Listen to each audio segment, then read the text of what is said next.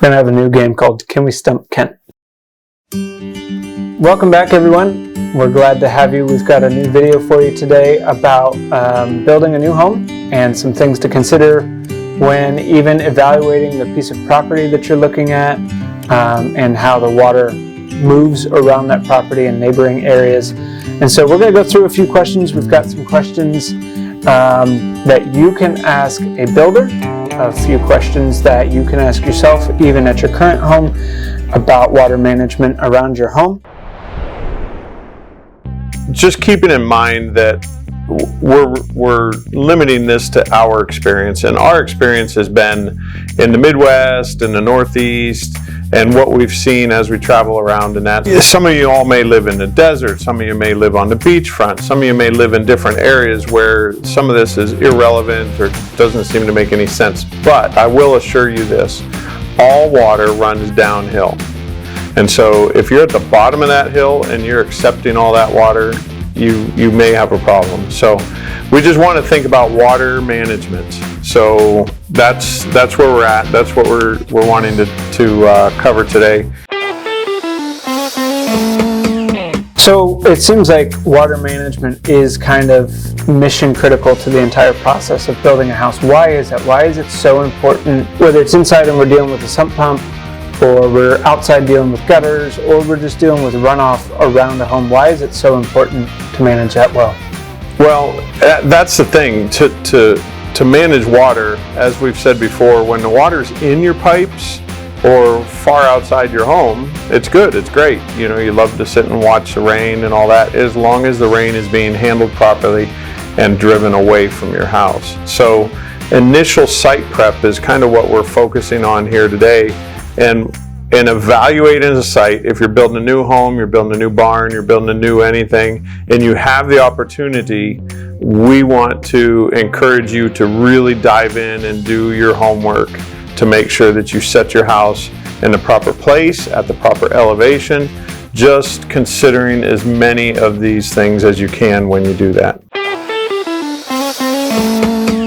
So what happens if a contractor building a new home, or even an excavation contractor that's been called in to do the final grade around a home? What happens if they don't do a good job, or in general the water that is outside is not managed well? What are some of the implications of that? Well, I mean, as you can imagine, you can kind of just run through the scenario in your head, but if it's not handled on the outside, it's coming inside, and then you got to handle it. So you're going to have to deal with it one way or another. I always like to deal with it outside. I don't want that water inside.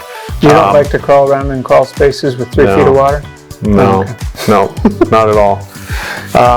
And the thing is, you want to think about water, or you want to think about your grade from wherever your house is to, I would say, 20 feet away. You don't want to think about just 3 feet away and, oh, I'm okay. You want to make sure that water gets far away from your house before it has any chance of moving any way that you haven't directed it. Because we're not talking today about water in our flower beds right alongside the house or alongside the sidewalk. We're talking about large volumes of water being introduced from a big rainstorm or just an average rainstorm, but it's continuous for a long time and it's got that volume piece behind it, right? Right, yeah. Yep, actually where we are standing in my house, and we are standing at the lowest level.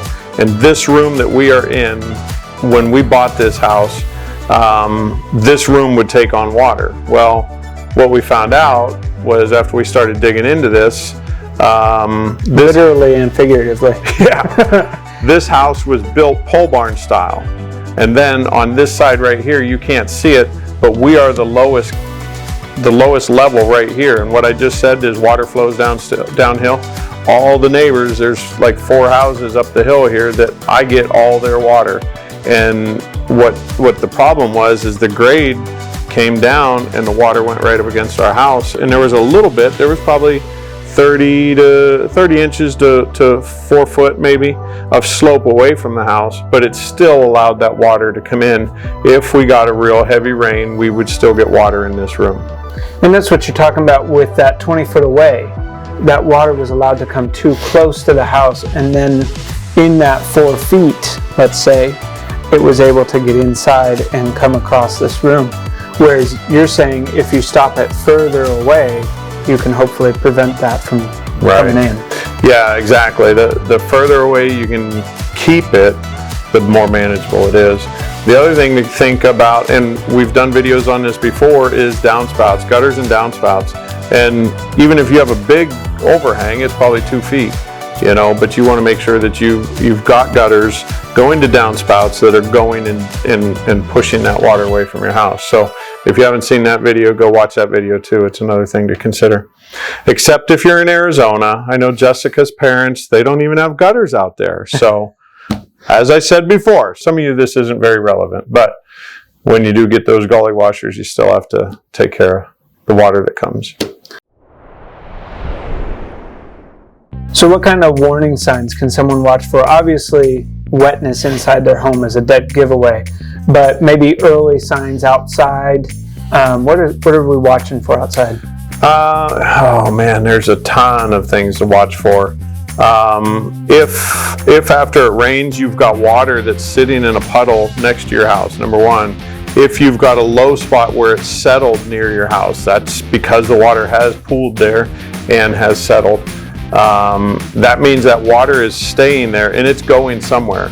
And so you want to look for low spots, you want to look for wet spots, you want to look for mold on the house, on the siding or anything like that.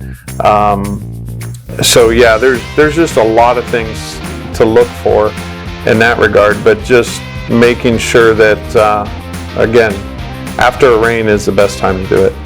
I imagine erosion, maybe around the downspout or alongside your foundation, would also be a kind of an indicator? Yeah, actually, I was just on a job yesterday with a friend of mine that they had all of these things going on, and they actually had a foundation repair that was done, I'm not sure, a year or so ago, but they had it settling again. So it is just, but if you look, their downspouts were just coming straight down, just dripping right down against the house. You walk around, there was brick separation. They had already repaired the brick joints, and there was another 3/8 gap in the brick again. If you see gaps in the brick, in the mortar, or cracked bricks, and things moving, that's what you want to look for. And again, I'm going to go back to one other thing that I think we talked about in another video was vines. Don't let vines grow on your house. It's a horrible idea. Horrible idea. Sorry, that was free. But to that point, any kind of foliage, growth, whatever you want to call it, right up alongside your house is going to hold that moisture. It's going to keep it there, which is in the long run going to cause more issues. And it's not that you can't have plants. It's not that you can't have a nice flower bed. But introducing unkept, unmaintained spaces and even large bushes and shrubbery is going to encourage more of that water to retain and be kept there close to your home. Yeah, it just never lets things dry out. So you can't get the sun on it, it doesn't dry out. When it was planted, it was a little bush, it's great, it's pretty, it's nice. But when you let them grow up and take over the front of the house, the back of the house, side of the house, it's just not a great situation. One of the things that we can obviously tell just by sight, if we're going to go drive by a piece of property that we're looking at to maybe build a new house on, we can kind of look and see if there's a natural slope, a natural fall. Maybe it's on a hillside, so we can kind of see that. But what are some ways that we can look for good fall on a piece of property that we're looking at? Well, you don't always have good fall. I mean, yeah, you can look and see if there's fall, there's fall. If it's a pretty flat lot, my encouragement is you're going to want to pick that up and create the fall.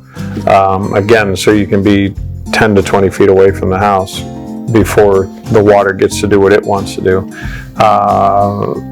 Just for instance, we had a good friend of ours that built his house. When he set his original grade, he was 3 feet out of the ground at the house, at the grade. But when we came in to finish grade that house, it was a struggle. We had a lot of water that was wanting to congregate there. So if there's any way to identify the natural pathways of the water, to know whether the water, if you are in an area that's just holding water, where's the water table? Some of that you may not know ahead of time, but an experienced contractor should be able to help you out and tell that pretty quickly. But in his scenario, we were able to make it work. It was a challenge. It was a big challenge. But the more the merrier.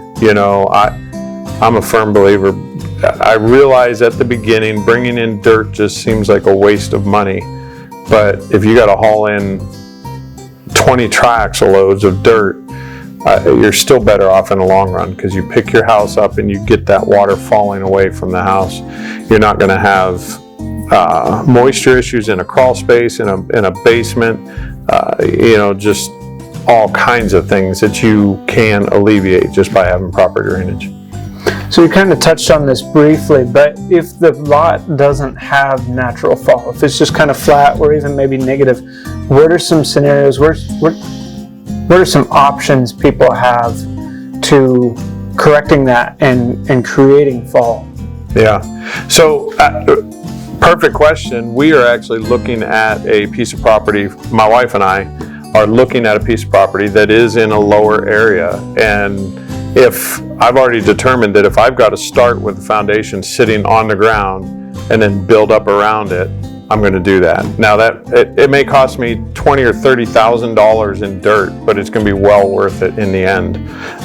That's a huge price to pay and to put into a budget, but for the longevity of the project you plan on living there, it's the biggest investment that 90% of us Americans ever make is your home.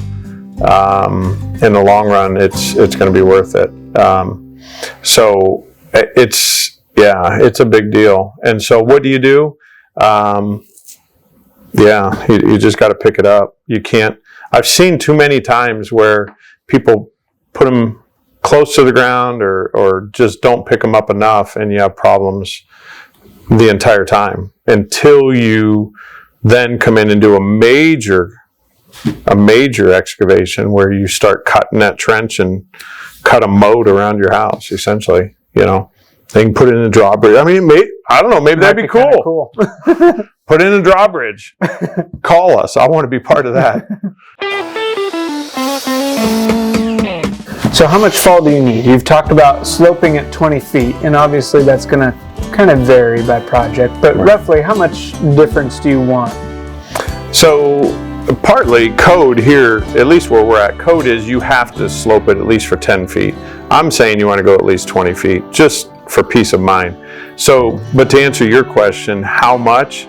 They're generally saying 1 inch per foot. So meaning it's going to drop 1 inch for every foot that it travels. And that gives a nice even slope. You're not going to fall off your lawnmower. No, you're not going to trip when you're walking, none of that. It's going to be a nice even slope. The water, because you don't want to go too much either, because the water's going to be rushing and eroding, then you've got another issue.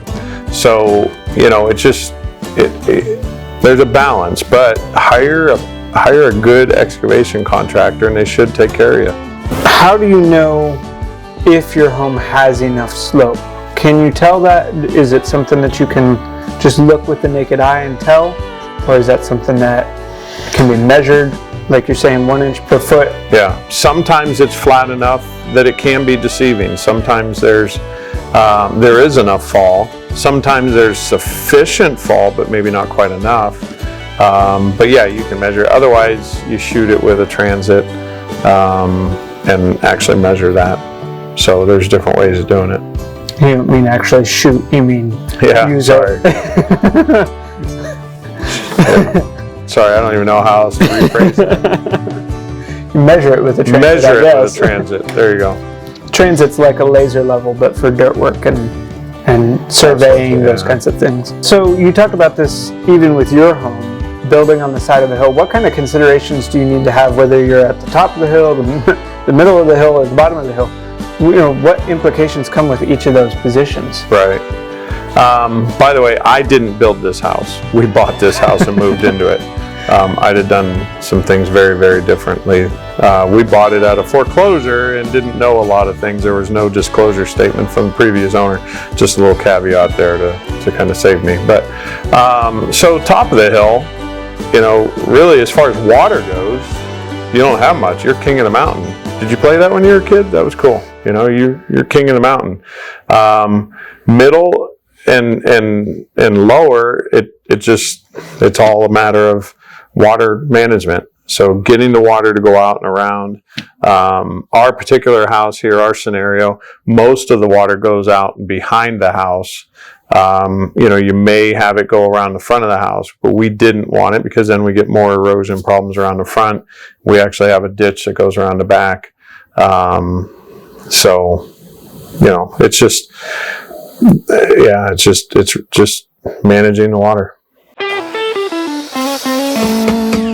We've talked a couple of times so far today about water coming down a hill or coming down a slope. How much water actually comes down the side of a hill, you know, whether usually by rain or snow melt or whatever, but like how much water are we talking? Are we talking just enormous amounts? Are we talking small amounts? Because you generally don't see this wave coming down the hill at your home. So how does that work? That's a great question. And Garrett is going to look it up and put it right here at the bottom. What is 1 inch of rain that covers 100 square yards or something? I don't know, 1 acre, there you go. How much rain covers 1 acre in a rainstorm? But it's a lot of rain. It's a lot of water. And we don't often value it as much. But our scenario, and again, everybody's a little different. This one I was at yesterday, it did kind of split as to where it was going. It kind of came in at the fireplace of the house and then diverted both ways. And that was one thing that you asked earlier about, how do you know? Well, this one, literally, the floor was sinking because it rotted out the rim joists and the end of the floor joists and caused quite a bit of framing damage. It's a brick home, so the brick looks fine, but it's a wood and everything that can take on and retain water on the inside that and has then start rotting. Right, and it actually rotted so much so that the hearth on the fireplace was tearing away from the fireplace. So it's a major repair. It's a major deal in that regard. Now that's been years and years of neglect. But that's not also all that uncommon to find neglect or just unawareness and therefore neglect.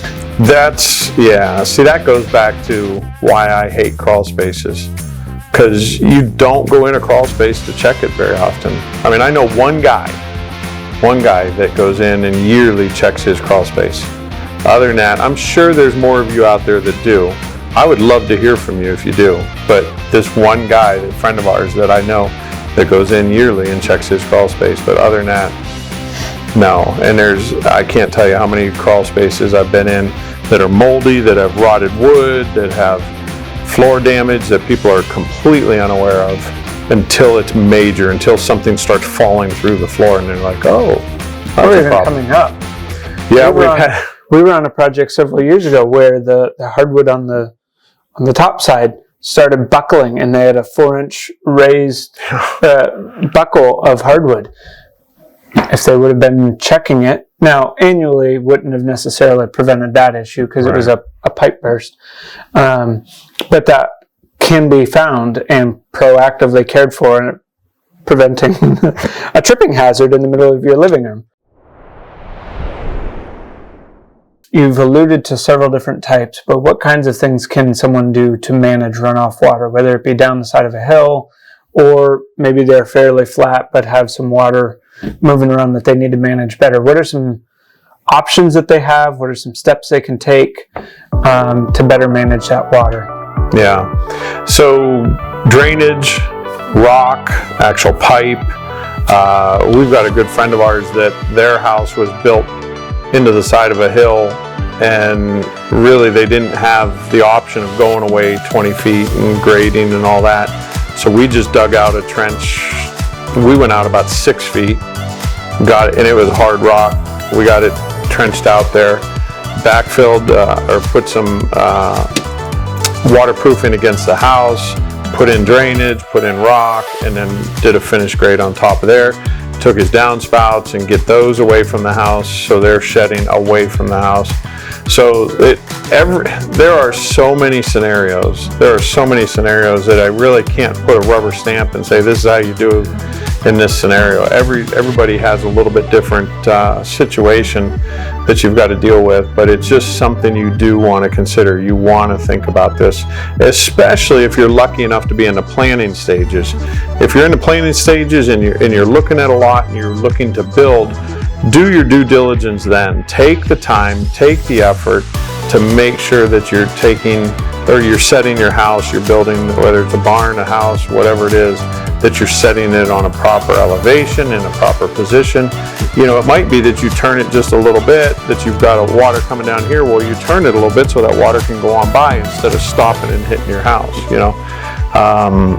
We've been on other jobs where when we dig into the hillside, you know, you've got springs that spring up, and literally one job we were on, I think we discovered 4 springs on one little job, and it was like, oh my goodness, are you kidding me? We just had to dig and put in drain lines, rock and drain lines to control that water flow and put it where we wanted it to go.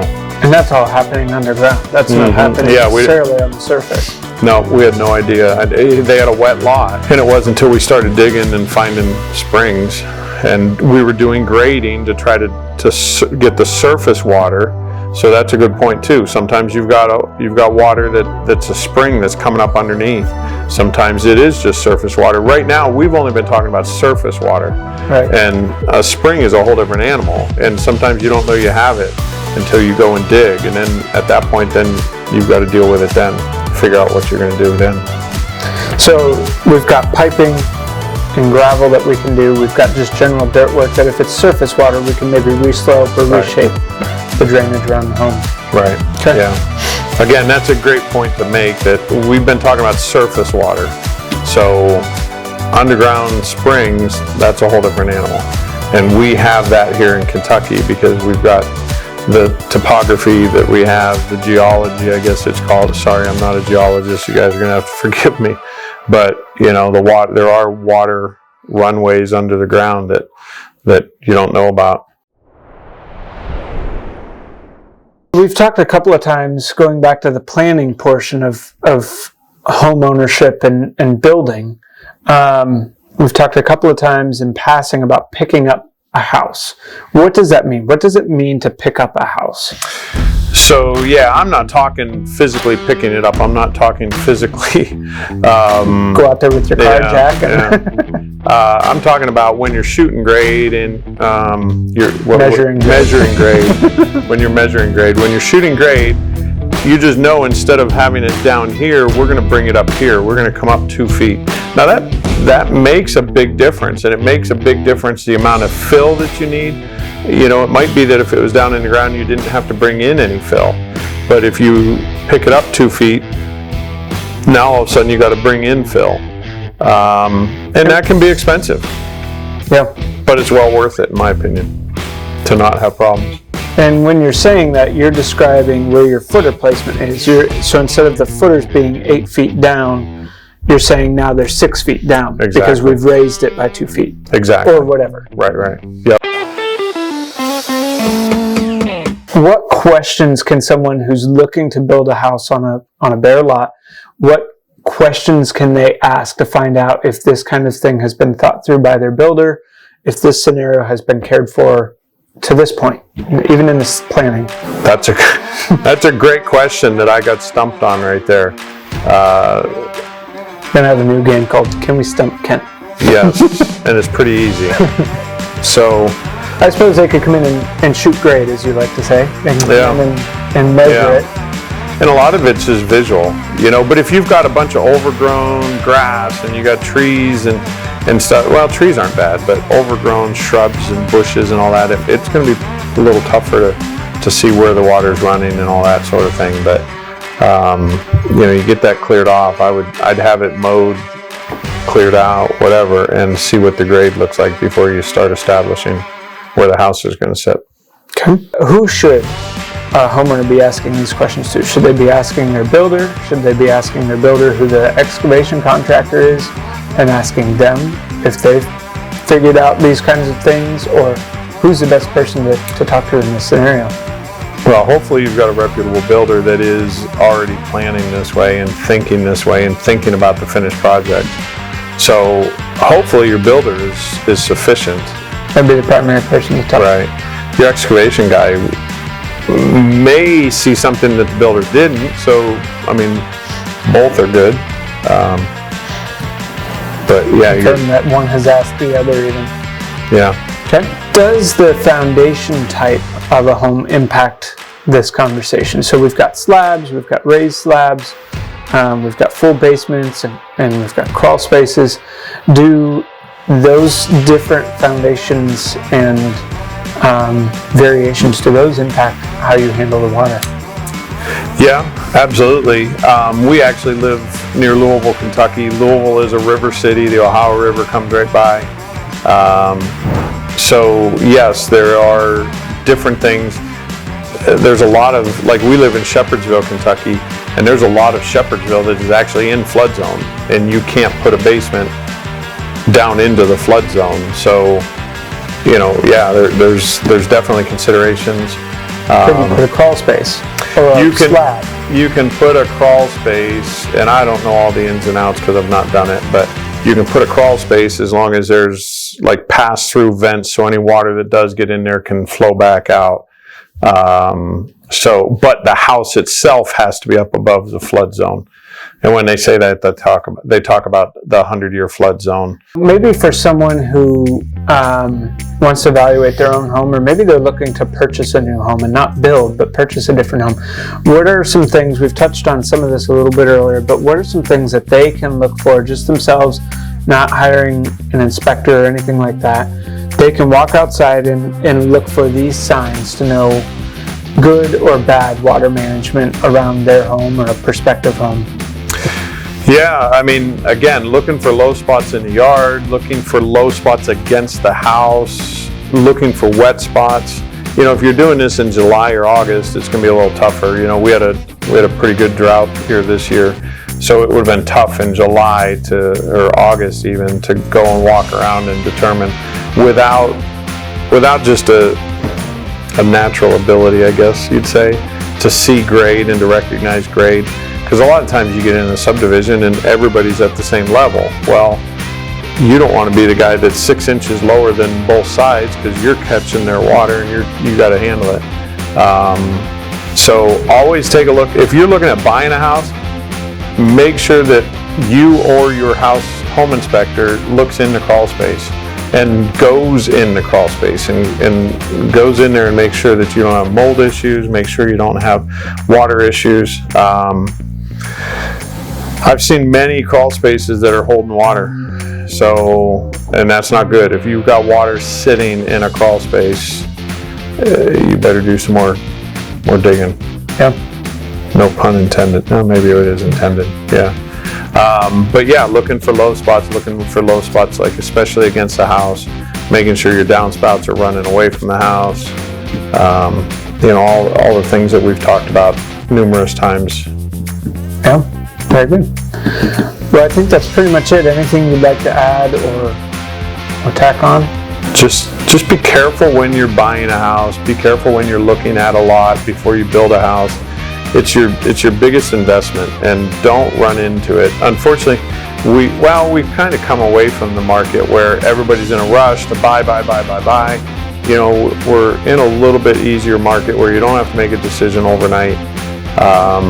But take time to do your due diligence, and just read that disclosure statement. If you're buying an existing house, make sure that if they've disclosed something about water problems, make sure you consider that and understand what the ramifications are. Well, you do a little bit of this by day, so to speak. This is your area of expertise. Can you tell us a little bit about your company?